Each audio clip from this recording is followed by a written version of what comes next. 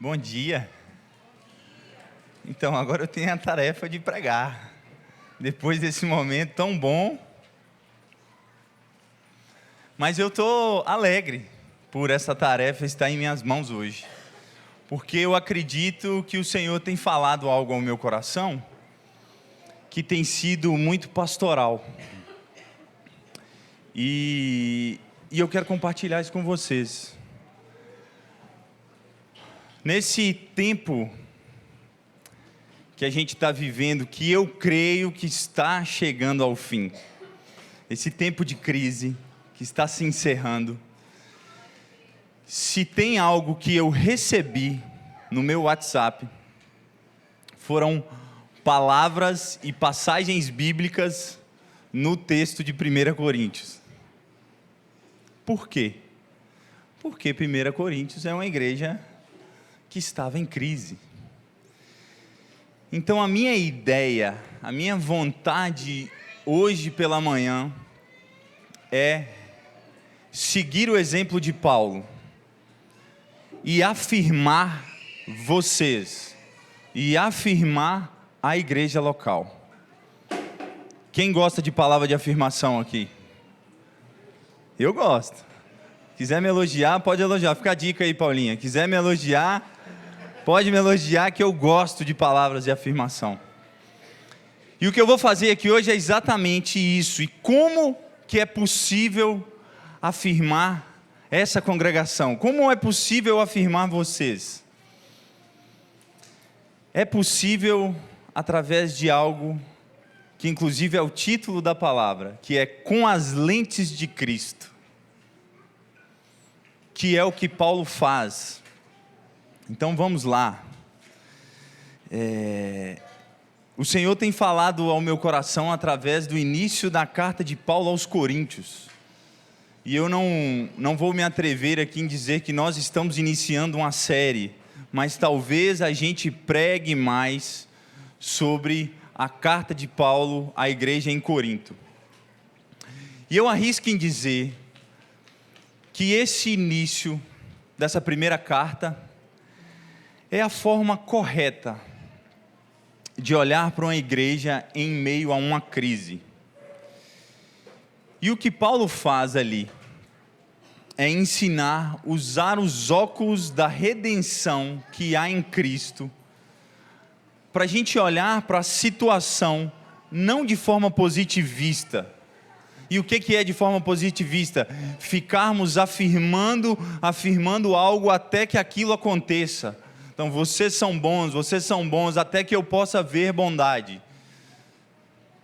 Mas o que ele faz é honrar o trabalho feito por Jesus na cruz, nos irmãos, na igreja. Mas primeiro nós vamos, antes de entrar no texto em si, nós vamos entender a situação que a igreja se encontrava. Então aquela igreja se encontrava numa localidade que se chamava Corinto. Era uma cidade rica, uma cidade portuária, de comércio ativo, então tinha muita movimentação de pessoas, e pessoas diferentes. Então naquela cidade em Corinto havia cultos a vários outros deuses. E o contexto da igreja, esse é o contexto da cidade, o contexto da igreja é que a igreja em Coríntios, a carta, ela é marcada pela apresentação de vários problemas vividos pela igreja local. E quais eram esses problemas? Eu vou citar alguns, tem mais, mas vou citar uns mais famosos. Então a igreja tinha problema de divisão, a igreja tinha problema de fornicação. A gente sabe de um exemplo famoso de um homem que estava dormindo com a sua madrasta. A igreja tinha um problema de desavença no casamento, e as pessoas estavam com sede pela busca do divórcio e querendo amparo da palavra para isso. Outra coisa que acontecia ali era a cobertura da igreja. A cobertura da igreja estava dividida, então existia uma sobreposição de líderes à liderança de Jesus. Então existem frases famosas: eu sou de Paulo, eu sou de Pedro, eu sou de Apolo. Então a evidência do homem estava sendo maior do que a liderança de Cristo. Outro problema também famoso é da ceia do Senhor. Estava sendo tomada sem temor, estavam sendo tomada de forma errada. Outra coisa é os dons espirituais. O que estava sendo evidenciado quando os dons eram manifestados não era apenas o poder de Deus, ou a evidência do poder de Deus, mas o homem estava sendo evidenciado ali, a forma como ele praticava isso. Outro problema e último que eu vou citar é a ressurreição dos mortos. Pessoas achavam dispensável o fato de Cristo ter ressuscitado. Então tinha um grupo na igreja em Corinto que achava que era dispensável a ressurreição de Cristo. Alguns não acreditavam nisso. São problemas sérios, né? E quando a gente fala em Corinto, a gente sempre lembra daquela igreja como uma igreja problema, né? Mas o que eu acho muito interessante da forma de Paulo olhar para isso é: Paulo não se limitou a grandes argumentações teológicas. E quando eu falo não se limitou, significa que ele não o fez. Ele fez grandes argumentações teológicas, mas ele não se limitou a isso. E ele vai além de resolver o problema da igreja. Ele luta pelo amadurecimento daquela igreja local. Meus irmãos, eu sinto que o Senhor está nos amadurecendo. E vocês vão perceber nessa palavra que eu vou fazer um paralelo nosso com a igreja em Corinto. Então eu sinto que o Senhor está nos chamando para isso. E por que ele lutava para esse amadurecimento? Para que a igreja possa lidar com esses pecados. Ele ensina um povo a lidar com seus próprios problemas. E às vezes, a gente lê a carta de Paulo aos Coríntios como uma forma rápida e prática de aprender a lidar com problemas e pecados. Então eu tenho um pecado a ser lidado, um problema difícil, e eu preciso de uma solução. Aonde eu vou buscar isso? Eu vou buscar na carta de Paulo, porque ali ele dá passos práticos de como fazer isso.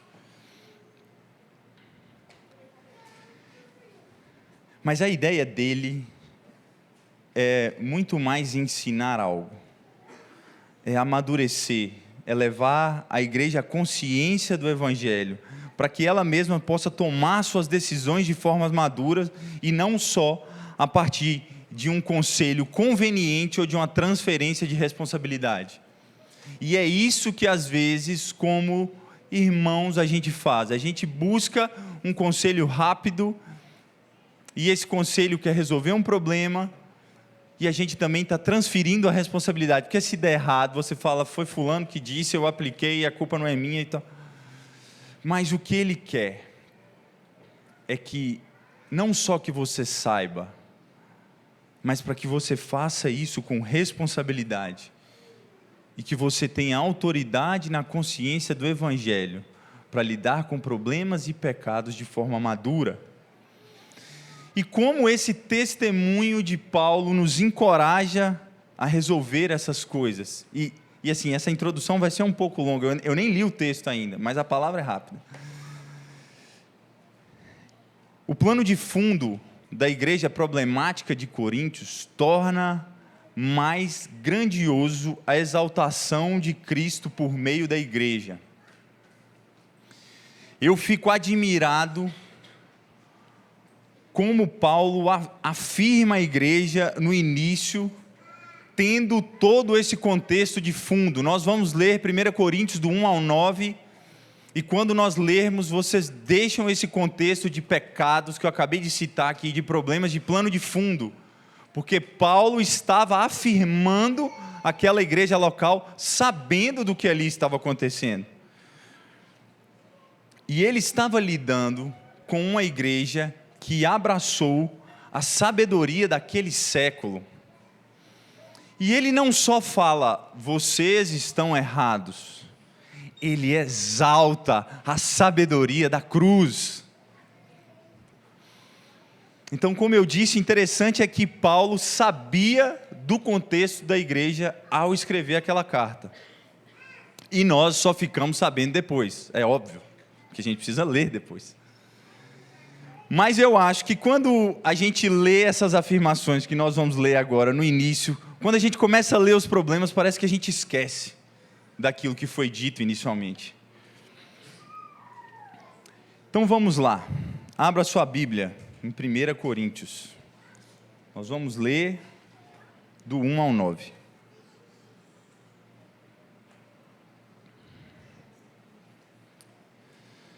Primeira Coríntios, do 1 ao 9, a versão que eu estou lendo é a século 21. Paulo, chamado para ser apóstolo de Jesus Cristo pela vontade de Deus, e o irmão Sóstenes, a igreja de Deus em Corinto, aos santificados em Cristo Jesus, chamados para serem santos, com todos os que em todo lugar invocam o nome de nosso Senhor Jesus Cristo, Senhor deles e nosso. Graça e paz sejam convosco da parte de Deus, nosso Pai, e do nosso Senhor Jesus Cristo. Sempre dou graças a Deus por vós, pela graça de Deus que vos foi dada em Cristo Jesus, pois em tudo fostes enriquecidos nele, em toda palavra e em todo conhecimento, porque o testemunho de Cristo foi confirmado entre vós, de modo que não vos falta nenhum dom, enquanto aguardais a revelação de nosso Senhor Jesus Cristo. Ele também vos firmará até o fim, para serdes irrepreensíveis no dia de nosso Senhor Jesus Cristo. Fiel é Deus, por quem fostes chamados para a comunhão do seu Filho Jesus Cristo, nosso Senhor. Jesus, eu te agradeço pela sua palavra. Pai, continua deixando fértil a terra do nosso interior nesse momento, Senhor. Menos de mim e mais de você na exposição das Escrituras, Senhor. Que as suas verdades falem aos nossos corações essa manhã. Em nome de Jesus. Amém. Então vamos lá. Eu dividi em 7 pontos. São pontos curtos. E o primeiro ponto tem como título: essa congregação não se difere das outras. E quando eu falar isso, vocês podem remeter a Corinto e a vocês. Então, essa congregação não se difere das outras. E aí nós vamos ler o versículo 2. A igreja de Deus em Corinto, aos santificados em Cristo Jesus, chamados para serem santos, com todos que em todo lugar invocam o nome de nosso Senhor Jesus Cristo, Senhor deles e nosso. Então o que Paulo faz aqui? Paulo afirma a congregação em Corinto, dizendo que eles não são diferentes de ninguém, são santos como todos os outros que invocam o nome do Senhor.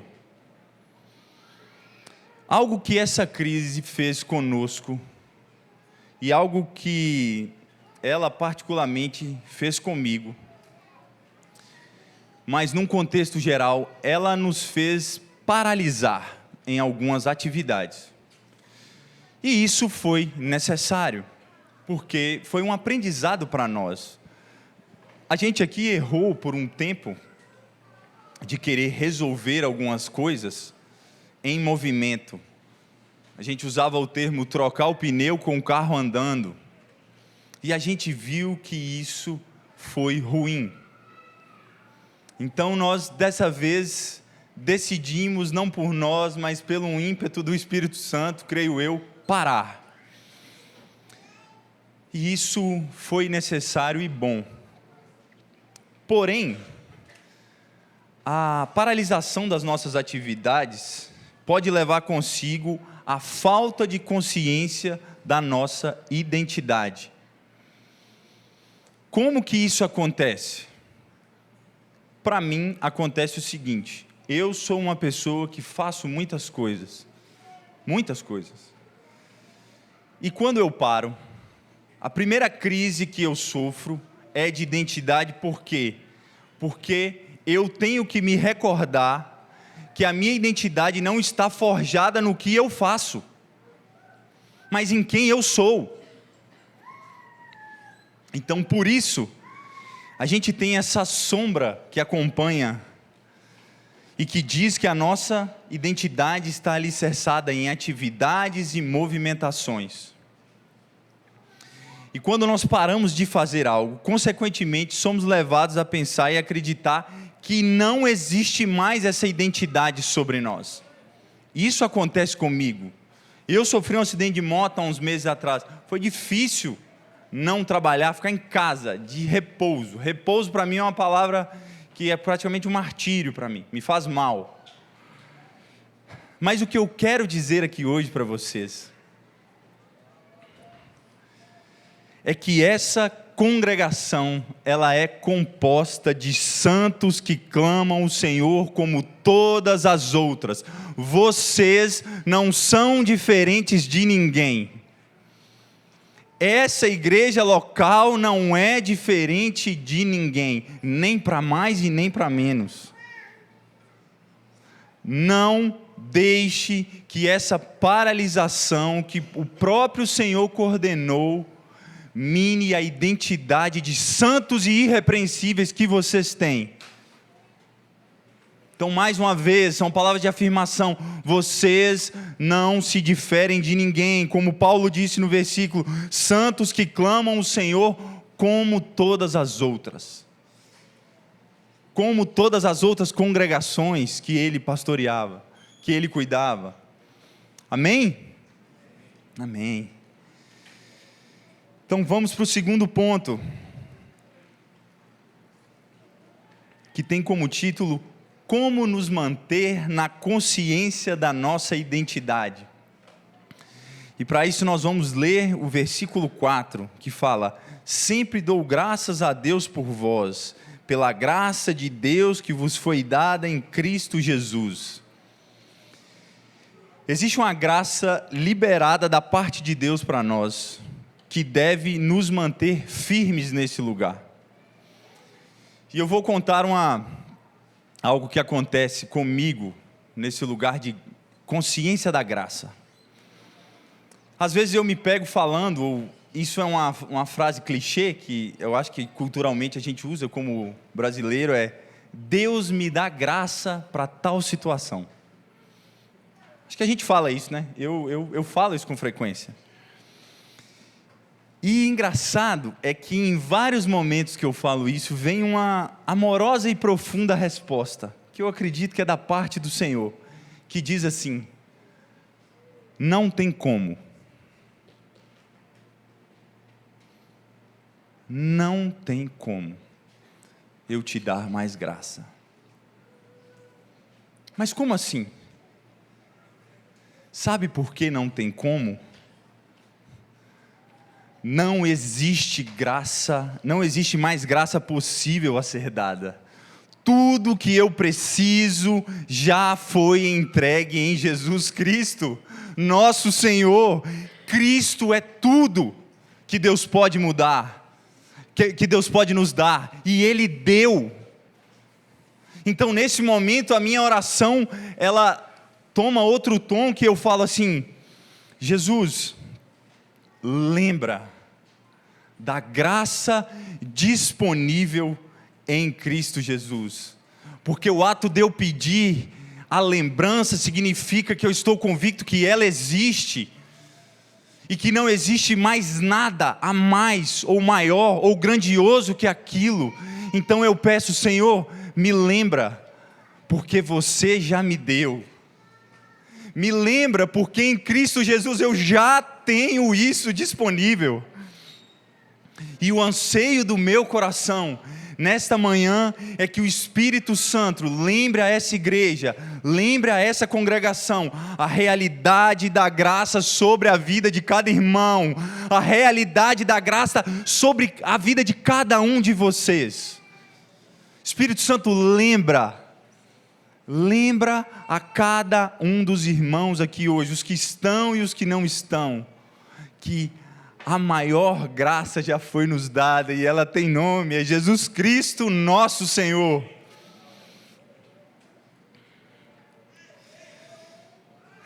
Terceiro ponto, a riqueza dessa igreja. E para isso nós vamos ler o versículo 5. Pois em tudo fostes enriquecidos nele, em toda palavra e em todo conhecimento. Interessante é que Paulo fala para a igreja em Corinto que eles têm tudo, que eles são enriquecidos em palavra e conhecimento. Então não deixem que aqueles pecados e problemas que eu apresentei para vocês saiam da mente de vocês, eles estão presentes. Então, aquela igreja que foi narrada no início está recebendo essa afirmação. Como isso é possível? Até porque se existisse ali riqueza de palavra e de conhecimento, eles não deveriam estar caindo nesses pecados. Porém, uma certeza que Paulo tinha é que ali foi pregado o Evangelho. E esse Evangelho foi recebido por eles.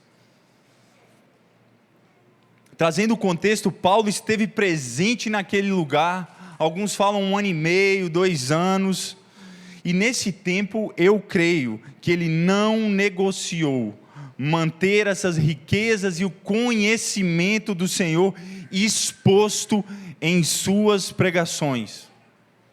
Por isso ele tinha tanto culhão para tal afirmação.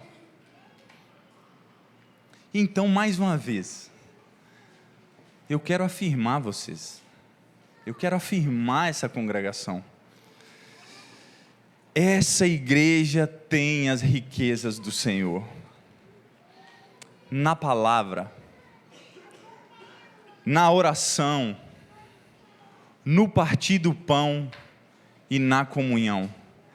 Essa igreja tem as riquezas do Senhor, porque essa lista, palavra, oração, partir do pão e comunhão, estão alicerçadas em algo muito maior do que a gente, e que nos foi dado.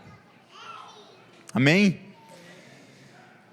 Então vamos lá, quarto ponto, a confirmação de Jesus em nosso meio.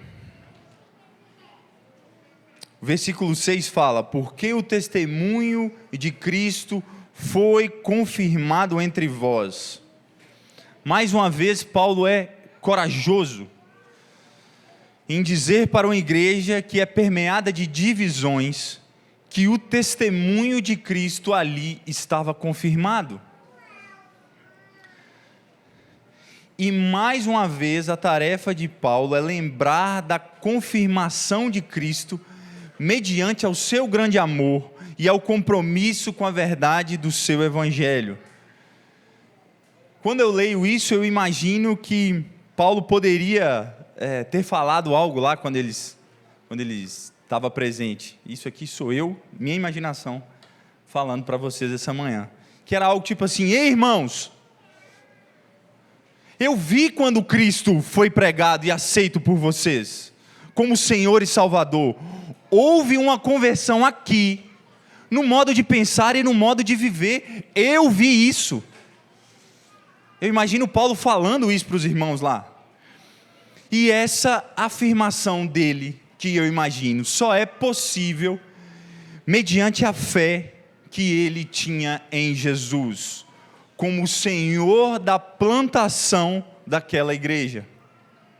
E que a sua palavra pregada não voltaria vazia. Então o que eu tenho para falar para vocês essa manhã é o que norteou a plantação dessa igreja local, O que norteou a plantação dessa igreja aqui em Montemor foi a palavra de Deus. E é o testemunho de Cristo Jesus que nos sustenta. Nós estamos plantados e sustentados pelo Senhor. E nesse lugar eu devo, posso e quero afirmar vocês. Amém. Vamos lá. Quinto ponto. Maranata, ora vem, Senhor Jesus. Então, o quinto ponto eu vou falar do versículo 7. E o título é Maranata, ora vem, Senhor Jesus, por quê? Vamos lá. De modo que não vos falte nenhum dom, enquanto aguardais a revelação do nosso Senhor Jesus Cristo. Paulo, nesse momento, pega os irmãos e aponta para o dia do Senhor. E fala, vocês estão supridos nos dons dados por Deus. E nesses dons, não lhes falta nada. Agora, tenham eles como pequenos apontamentos da presença de Deus, que miram num dia poderoso, o poderoso dia do Senhor, que Ele voltará e estará conosco. Paulo, com isso, ele quebra o individualismo e a maneira errada pelo qual eles estavam usando os dons. E ele faz isso apontando para o ansiado dia do Senhor, para o grande dia do Senhor. Meus irmãos, é percebido entre nós a manifestação dos dons em nosso meio. Nós tocamos um pouco nisso aqui mais cedo. Inclusive ontem nós tivemos um seminário sobre isso. Mas o meu desejo é que estejamos alinhados em pensar que grande é a manifestação que estamos aguardando, mas que não se resume nisso. Não se resume na presença de Deus manifesta entre nós e através dos dons. Não se resume nisso. Isso eu creio que são encorajamentos da parte de Deus conosco. Coisas que vão alimentar o nosso interior querendo mais. E o que é o mais? O mais é Jesus reinando na terra. É o Maranata, ora vem Senhor Jesus. Essa é a maior manifestação possível de Deus. O dia que o Senhor voltará e reinará entre nós. Que nós saibamos caminhar nesses dons disponíveis da parte dEle, por meio do Espírito Santo a nós, mas que a gente não pare aí, que o anseio do nosso coração continue clamando e sendo equilibrado por esse grito Maranata no nosso interior. Amém? Amém. Sexto ponto, Jesus é o penhor dessas afirmações. No versículo 8 fala, Ele também vos firmará até o fim, para serdes irrepreensíveis no dia de nosso Senhor Jesus Cristo. A intrepidez que inicialmente pode parecer maluca da parte de Paulo, se revela muito sólida com essa fala. Porque Paulo, mediante ao cenário apresentado, está fazendo afirmações profundas e que beiram a loucura, né? Mas se existe alguma garantia que ele pode dar àquela igreja, é que eles serão sustentados nessa verdade até o fim, através de uma garantia só, e essa garantia chama Jesus Cristo. Jesus é o penhor dessas afirmações. Jesus é o penhor do que Paulo está olhando para aqueles irmãos e dizendo: não existe nada que não seja Jesus capaz de manter uma igreja santa e irrepreensível até o fim. Nada. Nesse tempo a gente está pensando em coisas sobre a nossa eclesiologia, a nossa comunicação, a nossa forma de funcionar, e nós vemos Deus nesse cuidado. Mas se tem algo que pode manter nós juntos, irrepreensíveis até o fim, esse algo chama-se Jesus Cristo. Jesus é o penhor dessa comunidade. Jesus é o penhor dessa igreja local. Jesus é o penhor da vida de vocês.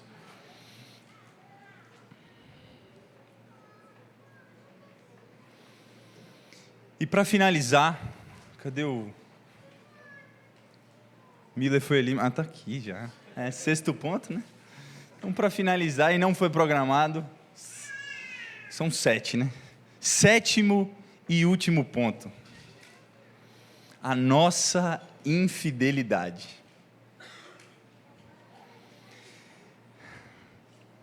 Em meio à consciência que Paulo tinha sobre a infidelidade do homem, ele demonstra isso na carta para Timóteo. Então Paulo tinha isso no seu interior, que o homem é infiel. E ele fala isso em 2 Timóteo 2,13. Ele fala: se somos infiéis, ele permanece fiel, pois não pode negar a si mesmo.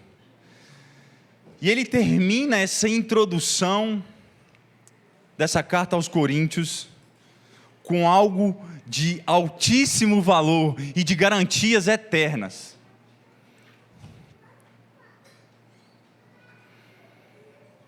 E isso está demonstrado no versículo 9, que fala assim: fiel é Deus. Fiel é Deus, por quem fosse chamados para a comunhão de seu Filho, Jesus Cristo, nosso Senhor. Deus é o fiel fiador de tudo isso que estamos falando. Fiel é Deus. E nós podemos e devemos ter essa fidelidade nesses próximos dias como combustível para a nossa fé. Não tem a ver com o que nós fazemos ou não, Ele é fiel. Não tem a ver com se nós fomos prudentes ou não, Ele é fiel. Não tem a ver se a gente tem um apoio jurídico ou não, Ele é fiel. Fiel é Deus, e primeiramente não a nós, mas a si mesmo. E Ele pode e deve ser fiel à sua grandeza e soberania, fiel ao seu nome. Mas nós fomos convidados a participar dessa fidelidade por meio do seu Filho Jesus. Fiquem de pé.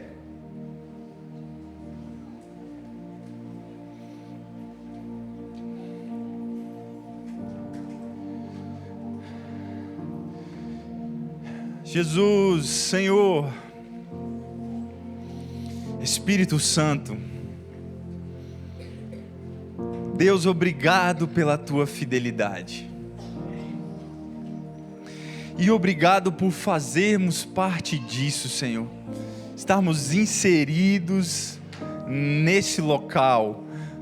Pai, o meu coração se enche de um sentimento de proteção, porque eu me sinto protegido por você.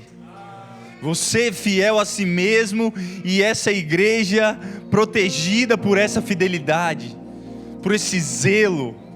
Obrigado, Jesus. Obrigado, Jesus, porque se nós estamos dentro dessa proteção, é porque você veio à terra e se entregou em uma morte de cruz, e levou sobre si o que deveria estar na vida de cada um, mas você nos comprou para si mesmo. Você comprou essa igreja, essa congregação para si mesmo. Obrigado, Cristo.